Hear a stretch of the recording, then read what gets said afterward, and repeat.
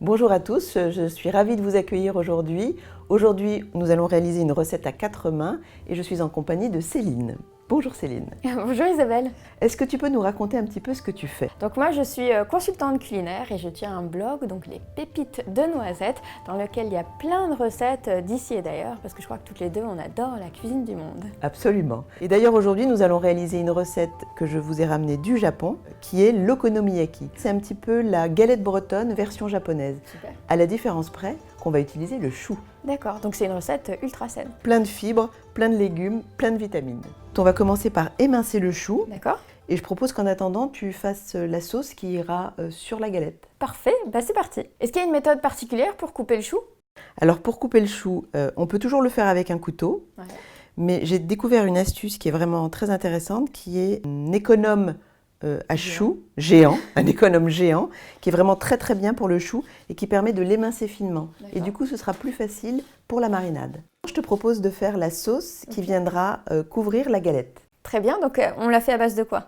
Alors en fait, tu as 4 ingrédients, de la sauce tomate, de la sauce soja pour le petit côté salé, de la Worcester qui va un petit peu relever, et puis un petit peu de miel qui donnera un côté doux à la sauce. Et donc je mélange tout ensemble? Tu mélanges tout ensemble. Parfait, c'est parti. Et il en faut combien à peu près de choux du coup? Alors pour un demi-chou, déjà on peut faire pour 3-4 personnes. Donc notre chou est coupé, j'ai fait la petite sauce et maintenant qu'est-ce qu'on prépare? Alors maintenant nous allons préparer la pâte. D'accord. Donc on a de la farine, D'accord. un œuf et de l'eau. L'objectif c'est qu'il n'y ait pas de grumeaux. Parfait, ben on y va. Alors là notre mélange il est bien jaune parce qu'on a utilisé de la farine de pois chiches, mais on pourrait utiliser notre farine, non? Alors absolument, en général au Japon on utilise de la farine de riz. Ce sont des farines qui sont sans gluten, donc ce sera tout à fait intéressant pour les personnes qui ont des problèmes intestinaux. Donc maintenant la pâte est réalisée, le chou est mincé, donc on va mélanger les deux pour faire la base de notre galette. Pendant que je malaxe le chou, est-ce que tu peux nous parler un petit peu de ton expérience japonaise? Avec plaisir.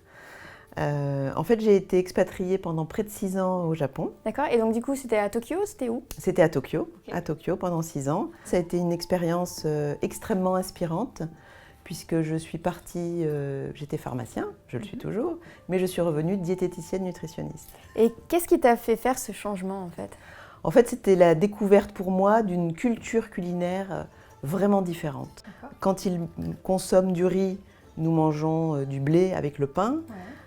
Quand nous mangeons de la viande, ils mangent beaucoup de produits de la mer, des poissons, des algues même, donc très intéressant pour tout ce qui est minéraux, fibres. Et quand nous consommons notre bon vin français, ils sont adeptes depuis bien longtemps du thé vert, très riche en antioxydants. Donc aujourd'hui, on sait que le modèle de l'alimentation japonaise, c'est un modèle d'alimentation santé. Et ça a été démontré par les scientifiques avec notamment les centenaires d'Okinawa. Tu connais? Oui, tout à fait. Cette culture, tu l'as réintégrée dans ton quotidien à toi, mais aussi dans ton métier. À travers Cuisine Kaizen, c'est ce que j'essaye de faire avec mes patients au quotidien, de leur faire découvrir de nouveaux ingrédients qu'on peut tout à fait intégrer à des recettes françaises qu'on a l'habitude de consommer. Donc avant de passer en cuisson, on va relever un petit peu la pâte. Saler, poivrer et surtout mettre notre gingembre. Et alors le chou, je suppose que c'est excellent pour la santé, mais pourquoi exactement? C'est parfait puisque c'est d'abord très peu calorique et surtout c'est riche en fibres. Et les fibres, c'est un vrai intérêt pour notre intestin puisque ça va venir nourrir ce qu'on appelle aujourd'hui notre microbiote et c'est le siège de notre santé puisque c'est la base de notre système immunitaire. Est-ce que tu peux nous donner une astuce pour rendre le chou plus digeste? Absolument.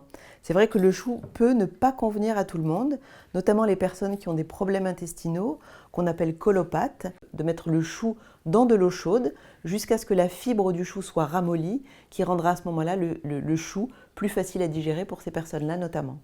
Alors maintenant, nous allons passer à l'étape de la cuisson. Donc c'est super, on a une plaque à fond épais qu'on va huiler légèrement. Donc quand la plaque est bien chaude, on va venir mettre une première couche de chou qui va être la base de notre galette. Et ensuite, qu'est-ce qu'on fait du coup? Ensuite, on va venir mettre la garniture. Aujourd'hui, on a du poulet, mais on peut mettre à la limite ce qu'on veut. D'accord, donc des légumes, des crevettes, des calamars, tout ce qu'on veut. On déclinera à l'infini notre galette, notre okonomiyaki, avec la garniture à l'intérieur. Donc là, on aura une première couche de chou, on rajoute le poulet et on rajoute une deuxième couche de chou. Exactement, c'est le montage de l'okonomiyaki. Et ensuite, on cuit recto verso. Exactement, on fera un aller-retour dans la poêle. Très bien, maintenant notre okonomiyaki est cuite, elle est dans notre assiette. Donc maintenant, on va lui donner du goût avec une sauce qu'on a préparée tout à l'heure. D'accord, donc celle-ci. Hein. Voilà, exactement, on va badigeonner et puis on finira par la décoration. Maintenant, on va mettre du blanc pour relever la couleur. Et là, on a du tahini. Alors normalement, au Japon, il me semble qu'on met de la mayonnaise, non? Oui, mais c'est une recette diététique aujourd'hui. D'accord. Donc on va utiliser le sésame, qui est excellent pour la santé, qui est plein d'antioxydants. Donc on va utiliser du tahini. Parfait, j'ai hâte de goûter ça. Et donc ici, tu nous as sorti deux petits mélanges. Qu'est-ce que c'est exactement? Alors, on a mis des fines herbes, de la ciboulette, qui va relever un petit peu et qui va donner un petit croquant. Et puis des paillettes d'algues. Et donc par exemple, c'est quoi comme algue ici? Alors ça, c'est un mélange de 3 algues. On a wakame, nori et dulse. Et bien voilà, l'okonomiyaki est enfin prête à être dégustée. J'étais ravie de cette collaboration, Céline. Eh bien moi, j'étais ravie aussi. C'était super.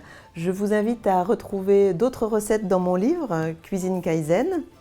Des recettes toujours simples, saines, savoureuses, pour certaines inspirées du Japon. Eh bien, je vous invite à me retrouver sur mon blog avec d'autres astuces santé ou lors de mes ateliers Cuisine Kaizen. Avec grand plaisir, je vous recevrai. Merci beaucoup Céline. Merci à toi. Au revoir.